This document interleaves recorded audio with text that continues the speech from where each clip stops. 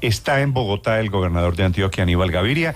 Vino a reunirse y estuvo reunido con la gente del gobierno diseñando la solución para los mineros informales que están en paro ya hace 3 semanas largas allí en el Bajo Cauca. Señor gobernador Aníbal Gaviria, buenos días. Néstor, buenos días a todo el equipo periodístico de Blue y a todos los oyentes. Gobernador, ¿pasó algo? ¿Hay humo blanco? ¿Cómo van a hacer para la legalización o formalización mejor de esos mineros informales que también están protestando en el Bajo Cauca? Sí. El trabajo fue bastante intenso. Estuvimos reunidos 5 horas con ministro del Interior, ministra de Ambiente, ministra de Minas y con funcionarios de todos los niveles del Gobierno Nacional, de la Dirección Nacional de Planeación y de otros frentes, pero además con los 6 alcaldes del Bajo Cauca y con otros miembros de la comunidad para trabajar en esa ruta y construir esas soluciones. Yo creo que ahí dimos pasos importantes. El primero que quiero destacar es ya, de alguna manera, la ruta con el distrito minero. El distrito minero, como lo mencionaba ayer en esa reunión, para decirlo de alguna forma simple, es formalización con F mayúscula. ¿Qué es lo que tenemos que hacer? Tenemos una cantidad de zonas grises en ilegalidad y en informalidad en la minería en el Bajo Cauca, y lo que tenemos es que llevar todo eso a la formalización. Porque con eso lo que tenemos que aprovechar es la gran riqueza que tiene el Bajo Cauca. Es una paradoja, Néstor, que es dolorosísima, y es que nosotros en esa región estamos convirtiendo el oro, que es una tremenda riqueza y es una riqueza absolutamente legal, en dolor, en destrucción, en muerte. Cuando la riqueza se tiene que convertir en más riqueza.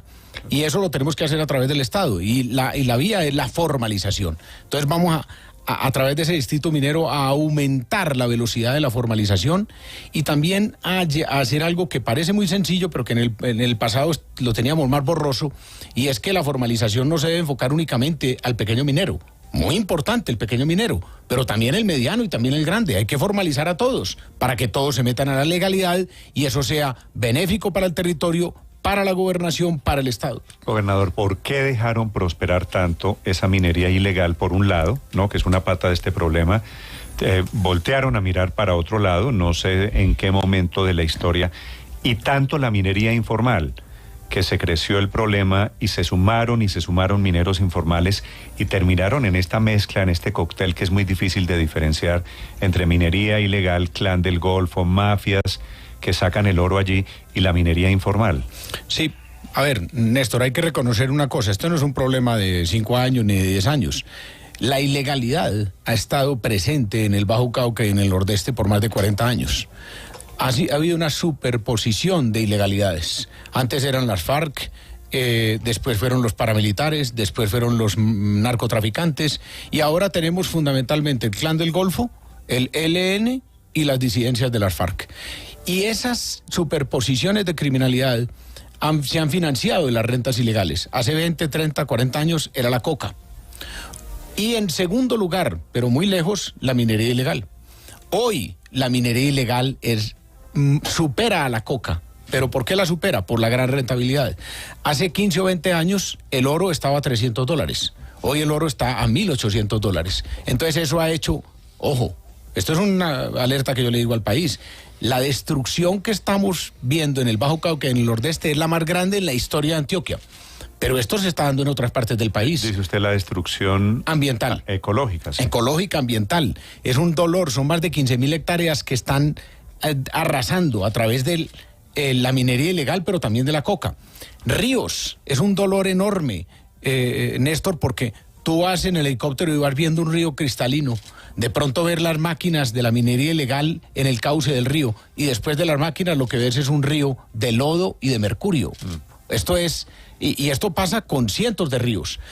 Y esto está pasando en otras partes del país, en Chocó, en sur del país. ¿Por qué? Porque esa gran rentabilidad del oro ha sido captada por esa ilegalidad, con unos efectos tremendamente devastadores sobre el medio ambiente y sobre las poblaciones, porque terminan además financiándose con una gran riqueza de esos grupos criminales y pagando ejércitos de mercenarios. ¿Cuántos mineros informales hay allí en esa zona? ¿De cuántos estamos hablando, gobernador?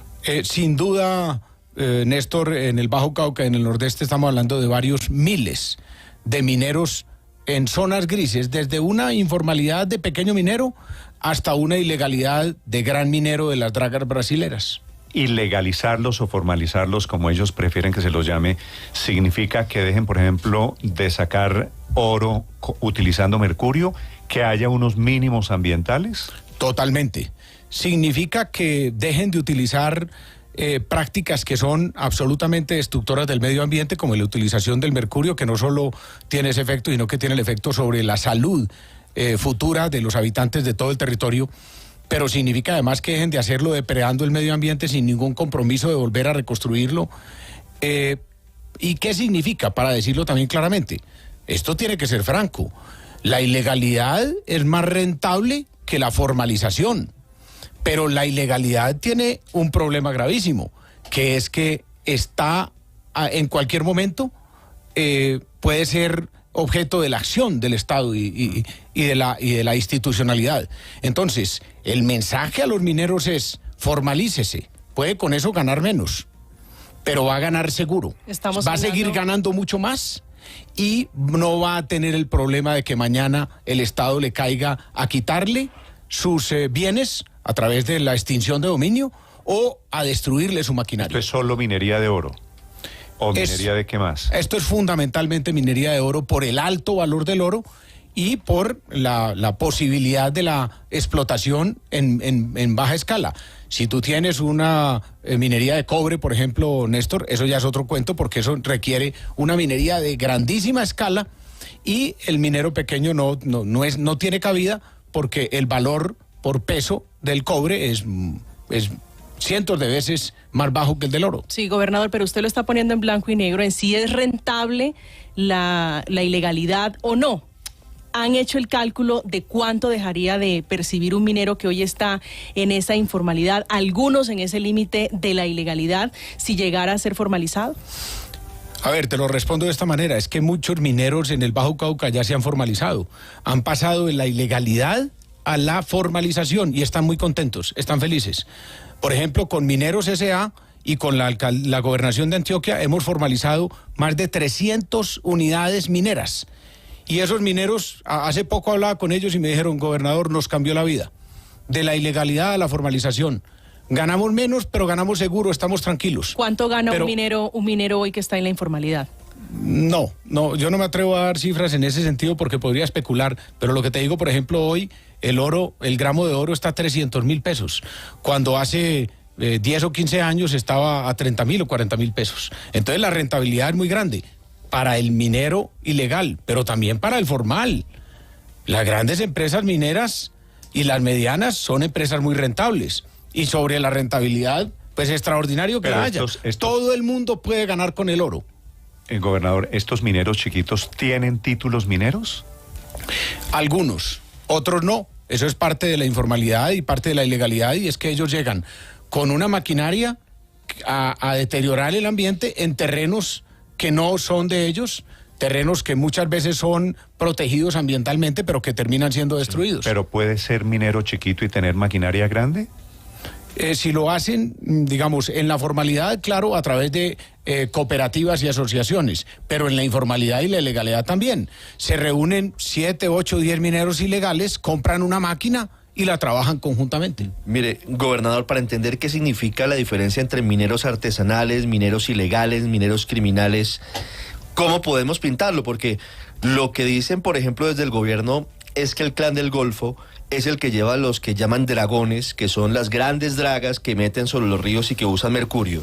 Ellos se llevan la mayor cantidad de oro para el Clan del Golfo, para el lavado de activos, pero que detrás de esas dragas, además con un riesgo gigante para la salud, vienen los mineros informales, artesanales, recogiendo las sobras de ese trabajo casi que industrial, si me permite la palabra, de esas dragas gigantes del Clan del Golfo. ¿Cómo es el ecosistema minero en el Bajo Cauca para tratar de entender por qué es tan compleja la situación?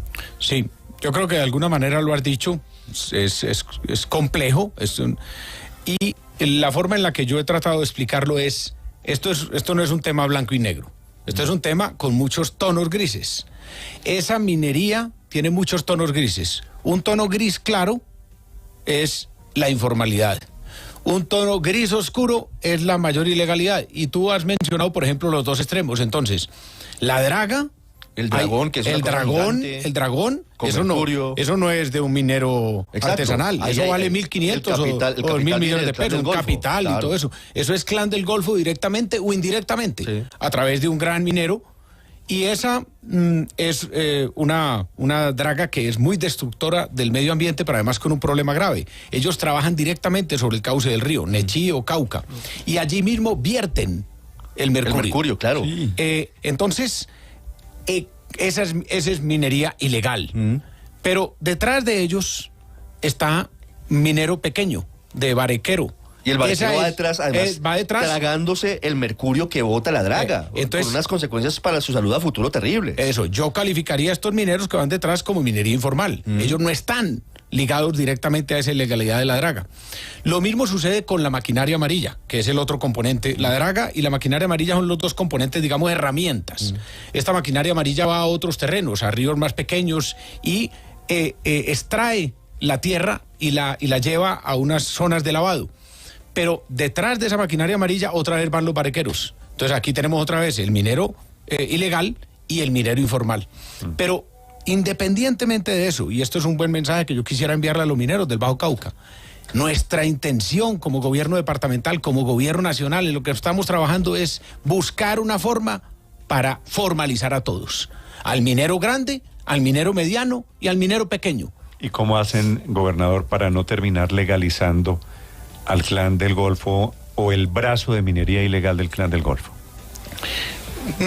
Porque de alguna manera el Clan del Golfo lo que tiene es una especie de cobro de extorsiones y de, entre comillas, llamémoslo, arrendamientos y una serie de fórmulas sobre todo este grupo minero. Entonces, ellos le cobran al dueño de la draga brasilera para dejarlo parquear en el río. Ellos le cobran al dueño de la maquinaria amarilla para dejarlo parquear o explotar en X parte del territorio. Ellos, por ejemplo, le cobran al pequeño minero también a través de una extorsión porcentual del oro que producen o cualquier otra forma. Entonces, si tú legalizas a los mineros, lo que le estás quitando es al Clan del Golfo el objeto de extorsión. Y estás logrando el mejor resultado porque extraes a los mineros de esa acción de chantaje que tiene el Clan del Golfo sobre ellos y le quitas al Clan del Golfo la financiación que está teniendo de esa minería ilegal. Cuando yo he entrevistado mineros en estos días aquí, gobernador, y les digo de su relación con el Clan del Golfo, o porque los extorsionan, o porque ellos son los chiquitos y los grandes, los industriales, son los señores del Clan del Golfo, ellos se ofenden, ¿no? Nosotros somos mineros, gente honesta. Los otros son delincuentes que operan como una mafia. ¿Esa diferencia usted la ve allá, la puede hacer allá? Sí, es que yo creo que muchas veces los mineros, hasta en cierta medida a mí se me han quejado diciendo que mis palabras estigmatizan a los mineros y a la minería. Pues eso es completamente equivocado, erróneo. Primero, yo le tengo que decir, yo vengo de familia minera. Mi padre fue ingeniero de minas y civil y de minas de la Escuela de Minas, la gran Escuela de Minas. ¿Y tenían minas? Sí, claro. Mi hermano fue ingeniero de minas, estudió en Estados Unidos, en la Colorado School of Mines. Y mire qué increíble. ¿Su familia tenía mina de qué? ¿De oro o de cobre? Cobre. Pero además mi papá en el pasado tuvo mina de oro, pero muy en el pasado, cuando yo estaba pues prácticamente muy niño. Nosotros creemos que la minería es una fuente de empleo, de riqueza, de divisas extraordinaria y necesaria para el país, pero la buena minería. Es que lo que se ha estigmatizado aquí es la buena minería por la mala minería. Y la gente tiene la imagen de que toda la minería es la del Bajo Cauca con toda la destrucción ambiental. No, la minería se puede y se debe hacer con beneficio para los ciudadanos, con beneficio para las comunidades, pero también con beneficio de manejo ambiental para los territorios. Y eso lo hemos demostrado. Eso lo hemos demostrado en el Bajo Cauca. Yo quisiera invitarlo, Néstor, ojalá nos pudiera acompañar Blue, a una visita a Río Rayo. Esta es una parcela demostrativa de lo que queremos hacer. ¿Dónde es Río Rayo? Esto es en Tarazá, el municipio de Tarazá. Okay. ¿Qué pasó allí? Esta fue un sitio de más de 1.000 hectáreas en donde hace 20 años se hizo minería con los más bajos estándares ambientales, destruyeron todo ese territorio. Y las personas de ese territorio dijeron, no, venga, vamos a volverlo a hacer bien. Y hoy están haciendo minería, reparando el ambiente, reforestando, cuidando las fuentes hídricas y recuperando la fauna y la flora. Allí tenemos filmaciones de pumas en este territorio de Río Rayo, que está recuperando. Entonces esto quiere decir que la minería sí se puede hacer bien y se puede hacer con beneficio. Hay más de 300 familias allí trabajando en Río Rayo en todos los temas, en tema de minería, pero también en el tema de ecoturismo, pero también en el tema de beneficio del bosque. Porque la buena minería puede ir de la mano, por ejemplo, de la reforestación. Lo que necesitamos en el Bajo Cauca es buena minería y reforestación para recuperar las áreas degradadas. Pero lo importante de esto es que el oro da para todo eso. Y Río Rayo lo ha demostrado. Okay. El oro da para pagarle bien a la gente. El oro da para los impuestos del Estado. El oro da para recuperar el ambiente que se degradó. Y el oro da para construir parcelas ambientales como la de Río Rayo. Gobernador, el oro da para todo, pero no le da a los mineros artesanales para que compren maquinarias que, como dice usted bien, pueden costar 1.500 o 2.000 millones de pesos, que es lo que vale una Draga o Dragón o estas grandes retroexcavadoras. Y por eso le quiero preguntar a usted por eso. ¿El lavado de activos no está ahí en la importación de esa maquinaria carísima? Sí, claro. Los grupos ilegales han hecho aquí una serie de círculos viciosos tremendos. Allí los grupos ilegales se están financiando con la minería ilegal, pero también están financiándose con la coca, pero también están haciendo lavado de activos, pero también seguramente en sus conexiones internacionales están a lo mejor haciendo trueque o intercambio de armas por oro o por coca. Claro, todo eso está en ese entramado ilegal. Gobernador, entonces la solución está pactada. La reunión de 5 horas de ayer aquí en Bogotá arregla ese distrito minero, la solución de crisis que se ha vivido estas 3 semanas allí en Antioquia. Vamos en la ruta, porque la ruta tiene 3 grandes componentes. Uno, el componente de orden público y de control territorial. Ahí tiene que estar el ejército, tiene que estar la fuerza pública, tiene que estar la policía, garantizando las caravanas humanitarias. Hemos trabajado con la gobernación, con la fuerza pública, con otras instituciones, más de 70 caravanas humanitarias para llevar abastecimiento a los pueblos, para llevar abastecimiento a los hospitales. Entonces, primero, control territorial. En segundo lugar, el diálogo. El diálogo con los mineros sigue. Pero el diálogo no puede ser un obstáculo para que la acción del Estado se dé. Y entonces por eso está el tercer tema, que es el que trabajamos ayer. Entonces, mientras vamos dialogando, vamos de todas maneras avanzando en las soluciones. De modo que ojalá llegue un diálogo en donde se destrabe completamente el paro minero. Pero si no, mientras tanto vamos avanzando en el distrito minero. Vamos avanzando en las otras decisiones que tomamos ayer. Por ejemplo, la instalación de 6 mesas, en cada uno de esos municipios una mesa. El próximo 28, 29 y 30 de marzo estará el gobierno nacional con el gobierno departamental, con los alcaldes, trabajando en esas mesas integralmente. Yo propuse, y eso espero que se vaya abriendo paso, no solo la propuesta del distrito minero vino de la región, fue aceptada y acogida por el gobierno nacional y hoy hace parte de uno de los artículos del plan de desarrollo para poderla avanzar más rápidamente, sino que propuse, y esto quiero decirlo al país, el laboratorio de vida en el Bajo Cauca y el Nordeste. Una región que ha sido de muerte, destrucción, degradación, que se convierta en un ejemplo de vida. Y esto tiene que ser una sombrilla con un distrito minero, pero también con un distrito forestal, pero también con inversiones como la Universidad Multicampus, que le propusimos al presidente y que ya se está viendo camino. Todos estos frentes concentrados en una acción para cambiar la historia del Bajo Cauca. Señor gobernador, cuando hemos hablado aquí con los mineros, se quejan de la falta de presencia del Estado. Dicen, es que es muy lejos un lugar de otro y eso se presta para que estos grupos irregulares sean los que generen presencia, los que generen normas y maneras. ¿Qué hacer frente a eso? Un Estado fuerte. ¿Qué es lo que haya habido un Estado débil? Tiene que haber un Estado fuerte. Y el Estado fuerte, cuando uno lo habla, inmediatamente la gente piensa que es militar, policía. No es eso. claro, es eso. Un Estado fuerte es eso. Esa autoridad es control territorial. Pero un Estado fuerte también es escuelas, infraestructura, servicios. Es un Estado fuerte que ocupe el espacio de la debilidad que ha tenido el Estado en el pasado y el espacio de la ilegalidad que hoy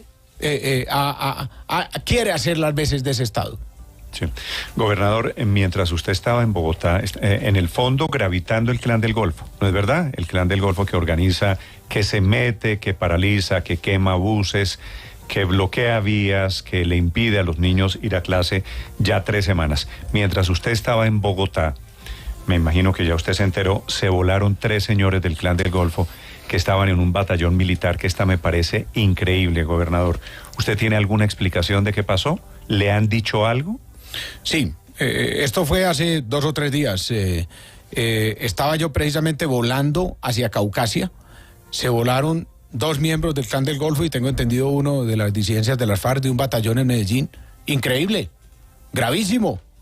Y así lo pude comentar directamente con el comandante de la 7ª División del Ejército, el general Murillo. Y él me dijo, gravísimo, y ya exigí una investigación para ver cuál fue la situación, porque en estas circunstancias, obviamente, como usted lo dice, Néstor, como lo digo yo, el país no entiende cómo se vuelan de un batallón en Medellín 3 miembros de esta agrupación, de estas agrupaciones de alta peligrosidad. En este país, gobernador, todo es gravísimo y no pasa nada. Se nos va la vida en investigaciones de las cosas gravísimas que pasan.